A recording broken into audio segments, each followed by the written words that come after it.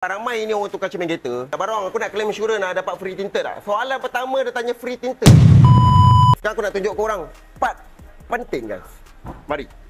Okey, korang boleh nampak cermin dah buka. Langsung tak ada bekas primer.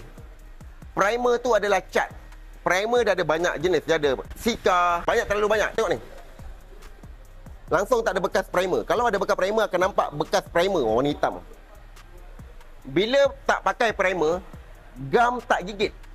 Korang boleh nampak gam langsung tak gigit. Bekas-bekas gam ni nampak lagi. Gam tak gigit.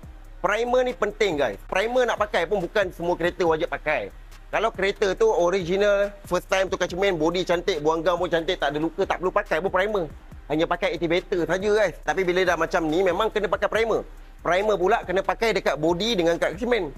Banyak kedai cermin hari ni dia pakai dekat body, cermin tak pakai. Ada yang kat cermin pakai, kat body tak pakai. Ada yang dua-dua tak pakai. Faham tak? Primer ni penting. Cermin ni guys, bila tukar cermin kereta, benda yang penting adalah kita punya keselamatan, safety kita guys. Sebab ramai ni orang tukar cermin kereta. Barang aku nak claim insurans nak dapat free tinted tak? Soalan pertama dia tanya free tinted. Semua kedai kau pergi dia akan bagi free tinted bang. Free tinted cost berapa? Diorang tak akan bagi kau free tinted mahal yang satu roll 8,000, 10,000. Tak mungkin punya. Free tinted, semua orang boleh bagi free tinted. Cermin pula, semua orang boleh bagi kau cermin ori. Sebab kita ambil cermin, kita kedai cermin ambil dengan semua supplier yang sama. Faham ke faham? Yang berbeza dia installation.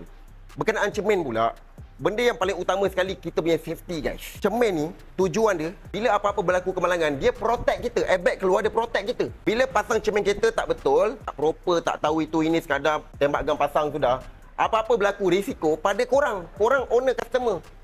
Apa-apa berlaku kalau accident, na'udzubillah min zalik, kita pun tak nak cermin keluar dengan korang sekali keluar. Kalau berlaku accident, cermin ni dia protect kita. Cermin takkan keluar punya guys. Macam mana pun cermin takkan keluar bila pasang dengan cara yang betul. Abang Ron sampai pergi US pergi belajar benda ni. Dekat US ada berapa banyak aku tahu pasang cermin tak betul, naik mahkamah, masuk kena ban company. Bukan main-main, bukan suka. Pasang sekadar pasang, semua boleh pasang. Yang penting dia tukar cermin ni adalah cermin kita pecah, tukar. Ada insurans kan? Tukar, cari kedai yang betul. Kat luar banyak lagi kedai yang betul. Yang penting bukannya tinted free. Kau nak cermin apa, tinted, semua kedai akan bagi benda yang sama. Beza dia installation ni, the proper installation.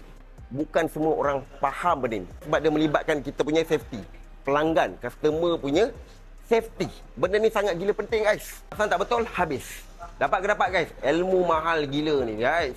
Bagi. Aku sampai ke US tau belajar benda ni weh. Ingat apa? Gebang-gebang tak pergi belajar. Pergi belajar. Duit dah habis dah berapa ratus ribu kat 1 juta dah habis pergi belajar. Aku nak settle dulu kita ni. Customer happy.